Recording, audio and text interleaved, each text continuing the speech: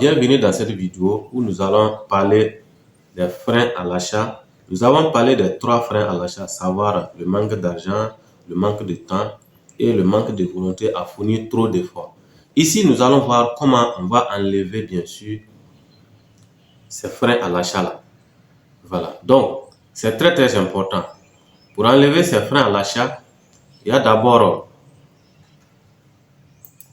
ces erreurs qu'il faut éviter. Il y a 2 erreurs principalement qu'il faut éviter. Il y a 3 grosses erreurs principalement qu'il faut éviter. Alors, en évitant ces erreurs, c'est facile de pouvoir lever aussi les freins à l'achat avec les autres éléments que vous allez apprendre.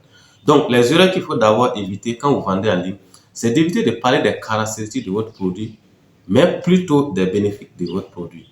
Vous vendez des produits, vous êtes là en train de dire, ouais, moi, mon programme, voilà, c'est le meilleur en Afrique, c'est le contenu, il y a ça. Je parle de ça, je parle de ça, il y a ça dedans, il y a ça. Ça n'intéresse pas les gens. C'est constitué de 12 modules et chaque module, ce n'est pas ça qui intéresse les gens. Je dis simplement, en suivant ce programme, au bout de 3 mois, vous allez lancer un business en ligne et commencer à gagner de l'argent. C'est tout aussi simple que ça. Parler comme ça, après c'est donc en suivant ce programme, au bout de 3 mois, je peux commencer à gagner de l'argent. Je précise même que 100 000 francs par mois. Alors, donc je vais me lancer. Mais si je dis, c'est le meilleur programme, c'est 12 modules, voilà, tel module, ça n'intéresse pas les gens. C'est vrai, c'est important de parler du contenu de ton programme pour permettre aux gens de comprendre. Mais ce n'est pas ça l'objectif. Parce que c'est les bénéfices. Si la personne est région, qu'est-ce qu'il gagne? La personne va gagner de l'argent. Voici donc comment on peut vendre. La deuxième chose, c'est un industriel disait, dans nos industries, nous fabriquons des produits et dans nos magasins, nous vendons de l'espoir. C'est la même chose. Si tu dis au client, en l'espace de 3 mois, tu vas commencer à gagner 100 000 francs par mois, je pense que la personne commence à avoir de l'espoir. Surtout s'il se retrouve dans une situation délicate. C'est tout aussi simple que ça. Voilà. Donc, vendez de l'espoir. Laissez ça. C'est vrai, on a l'habitude de dire je ne vends pas du rêve, mais c'est une façon de parler. Tout le monde vend du rêve. Au début, tu n'as pas le choix que de vendre du rêve. Si tu ne vends pas du rêve, c'est quoi tu vas vendre au finish? Qui te connaît au départ? On ne te connaît pas. Il faut d'abord vendre du rêve et montrer que tu es qui tu n'es pas, afin que les gens puissent te faire confiance. Mais il faut faire attention aussi à ne pas se mentir permanemment à soi-même parce que vous allez finir par regretter vous-même. La troisième erreur, c'est ne pas parler des inconvénients de votre produit. Voilà. Il faut demander l'implication de votre prospect. Je ne vends pas du miracle. Voilà. Donc, brosser le fait que l'offre n'est pas gratuite, c'est des points à prendre en compte. Parce qu'il y a des ventes, quand ils vendent, ils disent mon produit est excellent. Mais ici, je dis quoi? Vous pouvez gagner de l'argent, mais vous avez 3 mois. Et la réussite de votre offre dépend de vous. Avant, dans mon coaching, quand vous finissez le programme, quand vous payez le programme, j'ai un coaching de 30 minutes avec vous avant de démarrer. Donc, je vous dis clairement, c'est pas moi je vais faire ça à votre place.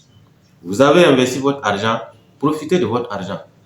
Donc, c'est vous qui faites le travail. Ce n'est pas moi qui fais le travail. Donc, mettez-vous au sérieux. Si vous avez des résultats, c'est vous. Si vous n'avez pas de résultats, c'est vous. C'est pas moi en tout cas. Donc, ça veut dire qu'en quelque sorte, j'ai dit clairement qu'il y a des limites. Voilà. Et que le produit aussi, j'ai dit aussi, il faut continuer à se former permanemment. Il faut continuer à se former. Il ne faut pas vous arrêter là. La formation est continuelle. Voilà. Donc, c'est pourquoi il faut demander aussi. C'est pourquoi j'ai dit aux prospects de s'impliquer. Et je ne vends pas quelque chose qui est miraculeux. Voilà. Donc, en proposant aussi l'offre, j'ai averti déjà les gens que ce n'est pas gratuit, bien sûr. Pour réussir, il faut savoir qu'il y a un prix à payer. Donc, voici donc 3 erreurs qu'il faut éviter en vente en ligne. Maintenant, comment enlever les freins à l'achat? La première chose, c'est de bien choisir un titre pour votre produit. C'est très important. C'est le titre du produit qui captive, qui impressionne les gens. Comment vivre d'Internet? Ah bon? Donc, on peut vivre d'Internet. Alors que moi, je ne croyais pas. Comment devenir un as du marketing digital? Comment devenir un ninja vendeur? Le nom ninja même, ça vous capte. Le marketing digital expliqué à mon fils. Ah bon? Le marketing digital expliqué à ton fils. Ça, je suis curieux de voir ce qui se dit dedans. Donc, c'est la même chose quand vous voulez vendre en ligne.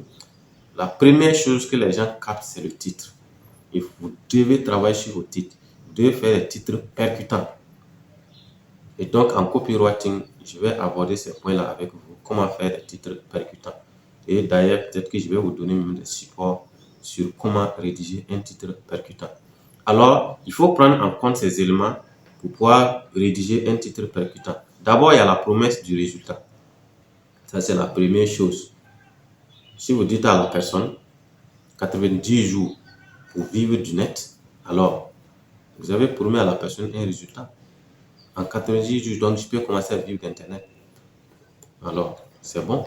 Donc, c'est prenable. Ensuite, le temps. Alors, vous n'avez pas besoin de vous fatiguer, de vous déplacer pour venir sur le programme. Assis dans le confort de votre maison, vous pouvez suivre ce programme parce que c'est déjà hébergé en ligne.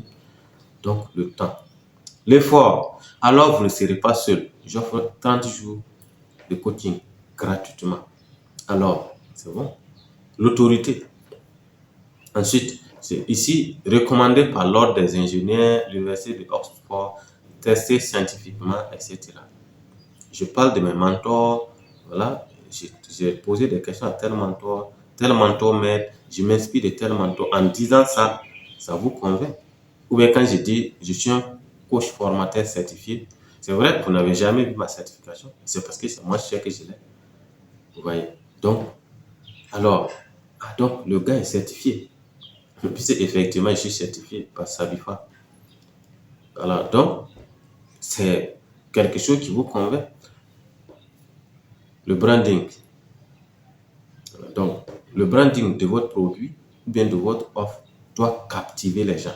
Quand les gens regardent juste les images, quand les gens voient déjà l'image, que ce soit vous-même, que ce soit votre entreprise, que ce soit votre produit, parce que l'image, il faut prendre ça en compte. Votre propre image, l'image de votre entreprise et l'image de votre produit. C'est ces trois types d'images-là que vous combinez ensemble, qui captent les gens. C'est vrai, au départ, vous pouvez ne pas avoir de très bons visuels pour vos produits, mais vous-même, vous êtes présentable, vous prenez soin de vous, vous vous habillez bien. Et on voit que vous avez une entreprise dont le logo est impeccable. Peut-être que vous avez même un local physique. Donc, ça capte en tout cas l'attention des gens. Ce sont des moyens que les gens regardent pour pouvoir acheter vos produits. Donc, voici comment enlever les freins à l'achat. Pour continuer ici dans cette vidéo, nous allons voir comment convaincre l'esprit humain d'acheter. Comme on l'a toujours dit, il y a trois éléments à prendre en compte. La première chose, c'est de jouer sur les émotions. Si vous voulez que les gens achètent, vous devez jouer sur les émotions. Toucher les sentiments. Vous voyez? Alors, c'est quoi les émotions? On en a expliqué. Il y a la peur, il y a la crainte, il y a le doute, il y a l'espoir, il y a le désespoir, il y a la joie, il y a la colère, il y a la tristesse. Donc, toucher les émotions. Toucher les émotions. Alors, c'est là où on aime beaucoup plus utiliser le storytelling, vendre avec des histoires qui touchent, qui captent. Je suis né ici de deux parents et quelques jours après ma naissance, c'est ce que ma maman m'a dit, que mon papa était décédé en essayant par un accident. Alors, ma maman qui ne travaillait pas à l'époque, ne savait pas comment elle allait faire pour pouvoir s'occuper de moi. Et se débrouillait. Elle vendait des beignets sur le bord de la voie, parfois difficile. Et j'avais également trois frères et sœurs. Alors, très vite, je me suis rendu compte que j'étais l'espoir de ma famille.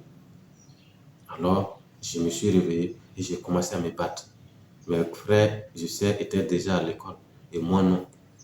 Quand j'ai commencé, je me suis rendu compte qu'il fallait que je reste pour aider maman. Je me suis lancé en activité.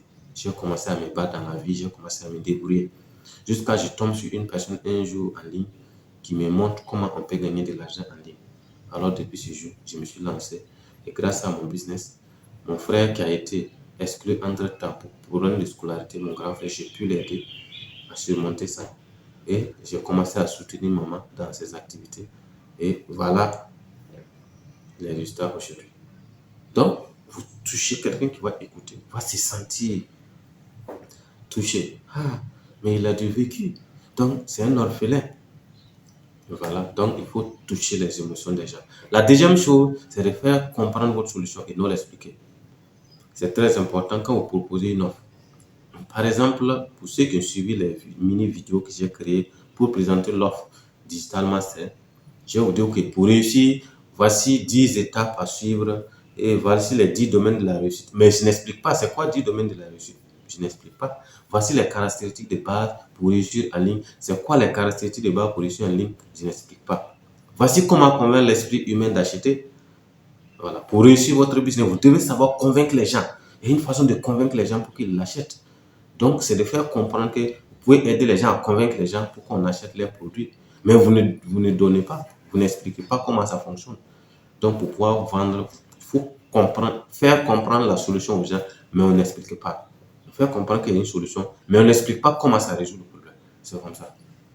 Voilà. Donc, et la troisième chose pour convaincre l'esprit humain d'acheter, c'est les éléments de différenciation dans votre offre. Vous devez être différent.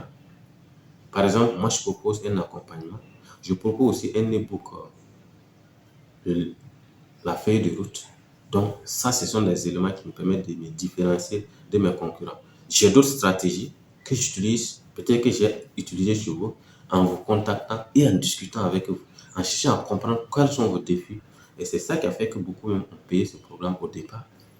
Parce que je me rends compte qu'il y a quelqu'un qui m'écoute, qui est attentif à mes cris, qui comprend ce que je traverse. Il y en a qui m'ont dit, coach, je suis même fier du fait que vous-même vous contactez les gens pour discuter avec vous.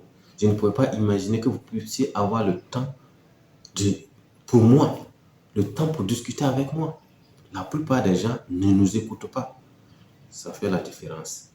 Donc, vous pouvez convaincre l'esprit humain d'acheter, alors jouer sur les émotions, alors faire comprendre les solutions et non les expliquer, différencier de vous des autres, créer votre propre style.